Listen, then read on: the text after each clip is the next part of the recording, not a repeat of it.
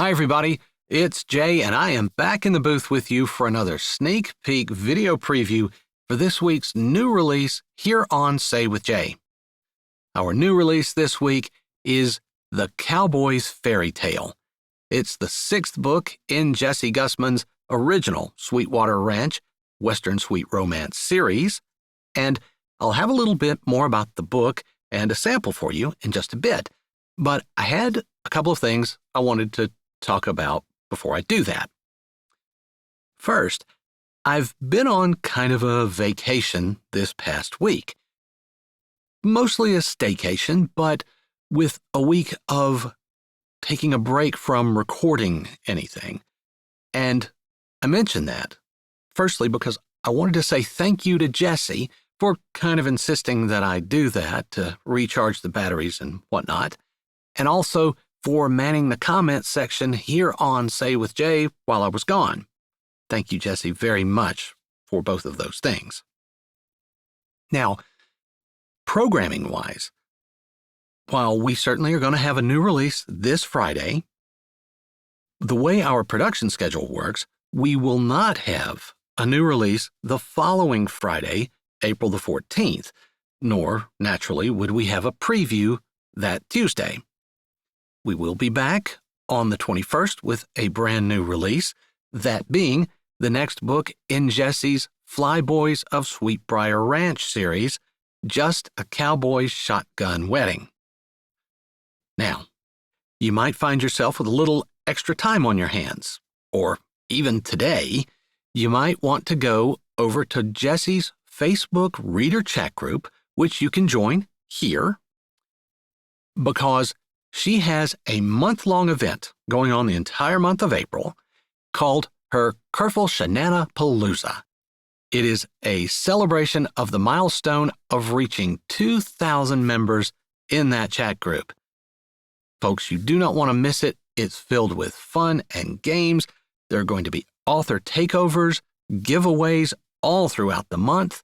It is very much worth your time, so please go to Jessie's Facebook reader chat group here, join in the fun. Okay, now, moving on. With my time off and it being spring, I gave some thought to spring cleaning. Thankfully, it was very brief and it moved on without incident, so good news for all concerned. But during that time, I found myself reading something about Marie Kondo, who many of you might be familiar with, and her reality show on Netflix. She bills herself as a tidying expert, and her philosophy is pretty simple. Basically, that we should only keep, that our possessions should be centered around things that spark joy. That's kind of her catchphrase. Well, with it being Holy Week, I tend to be a little more reflective than usual, and I realized that that's really what God wants for us. He wants us to clean out the clutter inside and get rid of everything in our hearts and minds that are keeping us from experiencing His joy. After all, the more you clean out in your heart and mind, the more capacity you have to experience His love and grace. Now, while we may be able to get rid of the petty little things that we've been holding on to, remember that there is nothing too big that He can't help move out. I mean, after all, that's why He sent His Son to live with us, to die on the cross, and be resurrected, to help declutter and get rid of the worst things, the biggest things that are inside of us, whether it's pride, hatred, guilt, prejudice, whatever that sin is, God can get rid of it, and we can then have the ability to experience His love and find that true joy. do that and declutter and experience real joy. Okay, now on to our book this week, The Cowboy's Fairy Tale. Now, judging from the title, The Cowboy's Fairy Tale, you might be thinking, this is a story I've heard before. And you might be partially right. It's the story of Nell Eastler, a young woman who lives on a ranch outside of Sweetwater, small ranch, with her stepfather and 2 stepsisters. Now, to say that she lives a comfortable life would be a very gross overstatement. One fateful day, she meets Ryder Peterson, the heir to the entire Sweetwater estate and fortune, when he stops during a blizzard to help her change a flat tire on her stepdad's old farm truck. He winds up leaving her with a unique gift, as well as an invitation to a formal masked ball. Now, I'm not going to spoil any more of the story, but here is a sample of The Cowboy's Fairy Tale. I hope you enjoy it, and then you'll come back this Friday for the full release here on Say with Jay.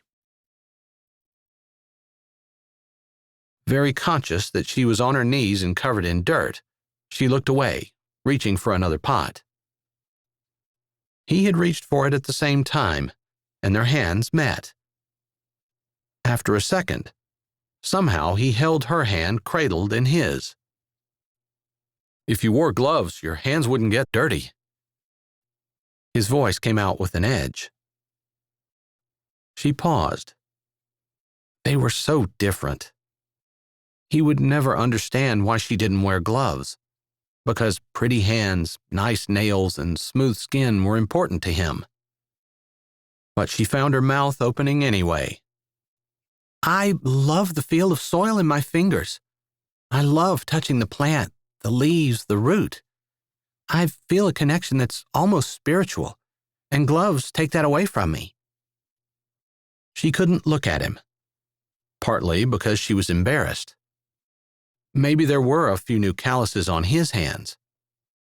He'd been out working with clay every day in addition to helping Roxy, but his hands were still smooth, the hands of a wealthy businessman, and hers were red and rough, belonging to a poor girl who'd never had a choice about whether or not she wanted to work. But the other reason she didn't look at him was because she didn't want to pull her hand away. She wanted it to stay cradled in his, even if she could barely stand the stark differences between the two. When she closed her eyes, it didn't matter anyway. If she looked at him, he might see that reflected in her face. "I guess I've been missing out all my life." His voice was soft and low and made her heart tremble. "You should try it sometime." "I just offered." His thumb ran over the back of her hand. "You turned me down." "I think it's for the best," she murmured softly. "You're probably right." Was that disappointment in his tone? She couldn't be sure. "I think you should let me help you anyway." His tone was soft but compelling, and she couldn't find it in her heart to refuse him again. She hadn't wanted to begin with. She supposed that made her weak. She shook the thought. Ryder had never done anything to make her feel less than he was. It was all in her head. Except it really wasn't, because she knew he might be here, kneeling with her and holding her hand, but he wasn't considering choosing her at the ball in a few weeks. And her lack of money, lack of social skills and connections, lack of sophisticated polish and elegance had everything to do with it. Her hand balled into a fist, and she raised her head to meet his penetrating gaze. "What?" His brows furrowed. "What took your smile?" He seemed truly concerned. He leaned toward her. Her head shook slowly back and forth. Hating whatever feeling, jealousy maybe, or bitterness, pecked at her chest, she tried to push it aside. Her mother always said happiness was a choice. "Tell me," he whispered. His fingers closed around her fist. Her mouth opened. "You're choosing a wife in just a few weeks. We both know it's not going to be me. You shouldn't be here." A white line appeared between his pressed lips, but his eyes continued to bore into hers. "This is where I want to be." He didn't deny it. She knew he wouldn't. "I don't want to tell you no." Her words were barely a thread of sound in the big barn. "Then don't." He leaned closer, and his free hand cupped her cheek. She couldn't keep from pressing her face into it, and he slid it back into her hair, holding her head as he closed the distance between them.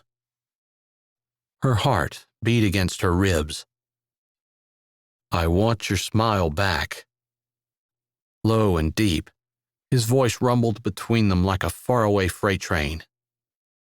"Then let me go." "You don't really want that." There was just a whisper between them. "No." He lowered his head. The barn door opened. They jerked apart. Hi, this is Jay, and thanks for listening. If you're ready for another great audiobook, here's one we think you might like. Or check out the playlist with all our latest releases. Don't forget to subscribe to Say with Jay, give this video a thumbs up, and tell us what you liked in the comments.